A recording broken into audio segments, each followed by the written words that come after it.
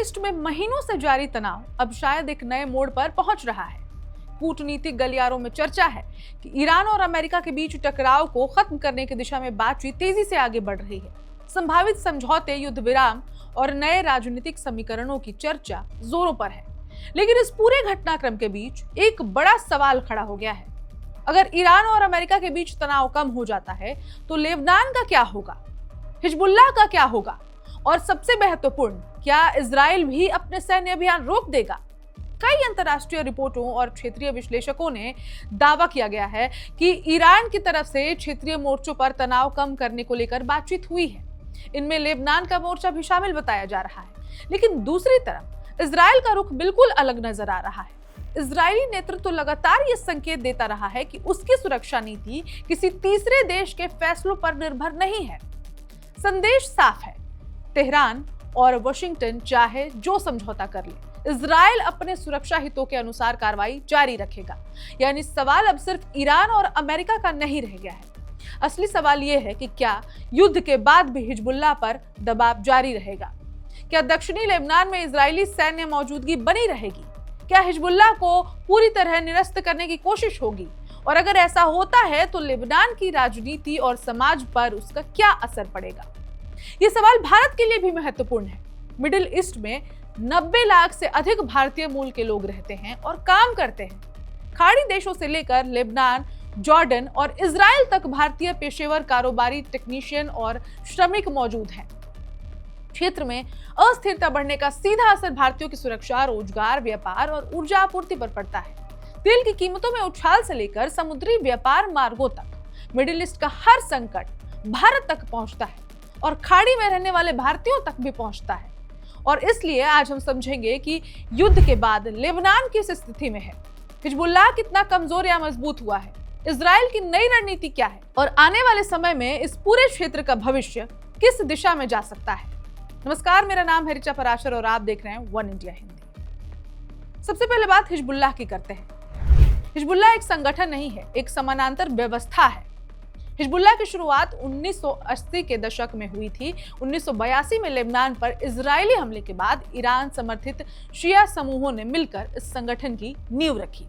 समय के साथ हिजबुल्लाह सिर्फ एक सशस्त्र संगठन नहीं रहा, उसने राजनीतिक दल, सामाजिक नेटवर्क, स्कूल, अस्पताल और कल्याणकारी संस्थाओं का विशाल ढांचा खड़ा कर लिया। दक्षिणी लेबनान और शिया बहुल इलाकों में उसका प्रभाव इतना बढ़ गया कि कई विश्लेषक उसे state with in the state, यानी कि राज्य के भीतर राज्य कहने लगे। 2006 के इजराइल हिजबुल्लाह युद्ध के बाद उसकी लोकप्रियता और ज्यादा बढ़ गई। लेकिन 2024 में शुरू हुए संघर्ष ने उस पूरी व्यवस्था को झकझोर कर रख दिया। 14 महीने का युद्ध जिसने लेबनान बदल दिया। गाजा युद्ध के बाद अक्टूबर 2023 से इजराइल और हिजबुल्लाह के बीच सीमा पर झड़पें शुरू हुई। धीरे धीरे ये झड़पें बड़े सैन्य संघर्ष में बदल गई। सितंबर 2024 में संघर्ष ने व्यापक रूप ले लिया। दक्षिणी लेबनान, बेक्का वैली और बेरूत जैसे दक्षिणी उपनगर लगातार हवाई हमलों की चपेट में आए। विभिन्न अंतर्राष्ट्रीय आकलनों के अनुसार लगभग 3800 से अधिक लोगों की मौत हुई, 15,000 से ज्यादा लोग घायल हुए, करीब 13 लाख लोग विस्थापित हुए, हजारों मकान, सड़कें, सार्वजनिक ढांचे नष्ट हो गए। 27 नवंबर 2024 को युद्ध विराम लागू हुआ, लेकिन लेबनान की त्रासदी वहीं खत्म नहीं हुई। युद्ध के बाद लेबनान मलबे पर खड़ा देश। युद्ध खत्म होने के बाद लाखों लोग अपने घर पर लौटे, लेकिन उन्हें घर नहीं मिला, खंडहर मिले। दक्षिणी लेबनान के कई गांव पूरी तरह तबाह हो चुके थे। कई इलाकों में बिजली नहीं थी, सड़कें टूटी हुई थीं, पानी और स्वास्थ्य सेवाएं बुरी तरह से प्रभावित थीं। आज भी हजारों परिवार ऐसे हैं जो अपने घर नहीं लौट पाए। कुछ क्षेत्रों में सुरक्षा कारणों से वापस सीमित बनी हुई है। हिजबुल्लाह को कितना नुकसान हुआ? युद्ध का सबसे बड़ा असर हिजबुल्लाह की सैन्य क्षमता पर पड़ा। रिपोर्ट्स के अनुसार हजारों लड़ाके मारे गए या फिर घायल हो गए। वरिष्ठ नेतृत्व को भारी नुकसान पहुंचा। मिसाइल भंडार का बड़ा हिस्सा नष्ट हुआ। दक्षिणी लेबनान में उसकी सैन्य संरचना को गंभीर क्षति पहुंची।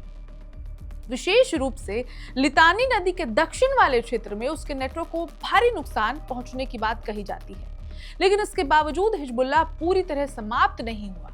उसका सामाजिक आधार अभी भी मौजूद है, उसकी राजनीतिक मौजूदगी अभी बनी हुई है और दक्षिण लेबनान के कई इलाकों में उसके समर्थक आज भी प्रभावशाली हैं। यानी संगठन कमजोर हुआ लेकिन खत्म नहीं हुआ। हसन नसरल्लाह के बाद की चुनौती। हिजबुल्लाह की पहचान लंबे समय तक हसन नसरल्लाह के नेतृत्व से जुड़ी रही। उनके भाषण, रणनीति और राजनीतिक प्रभाव ने संगठन को क्षेत्रीय शक्ति बनाया, लेकिन युद्ध के दौरान शीर्ष नेतृत्व को हुए नुकसान ने संगठन के सामने नई चुनौती भी खड़ी कर दी। अब सवाल केवल सैन्य पुनर्निर्माण का नहीं बल्कि नेतृत्व के पुनर्गठन का भी है। लितानी नदी और दक्षिणी लेबनान का महत्व। लितानी नदी केवल एक नदी नहीं है बल्कि रणनीतिक सीमा रेखा जैसी मानी जाती है। संयुक्त राष्ट्र के प्रस्तावों में इस क्षेत्र का विशेष महत्व रहा है। इजराइल लंबे समय से चाहता रहा है कि लितानी नदी के दक्षिण में हिजबुल्लाह की सैन्य मौजूदगी सीमित रहे। युद्ध के बाद इसी क्षेत्र में सबसे ज्यादा सैन्य ढांचा नष्ट होने की बात सामने आई। इसलिए आने वाले वर्षों में दक्षिणी लेबनान और लितानी क्षेत्र संघर्ष का सबसे संवेदनशील बिंदु बने रह सकते हैं। इजराइल की फॉरवर्ड डिफेंस लाइन। युद्ध के बाद इजराइल ने अपनी सुरक्षा रणनीति में बदलाव के संकेत दिए।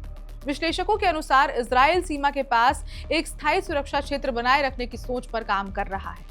उसका तर्क है कि भविष्य में किसी भी हमले को रोकने के लिए अग्रिम सुरक्षा व्यवस्था जरूरी है, लेकिन लेबनान में इसे अलग नजरिए से देखा जा रहा है।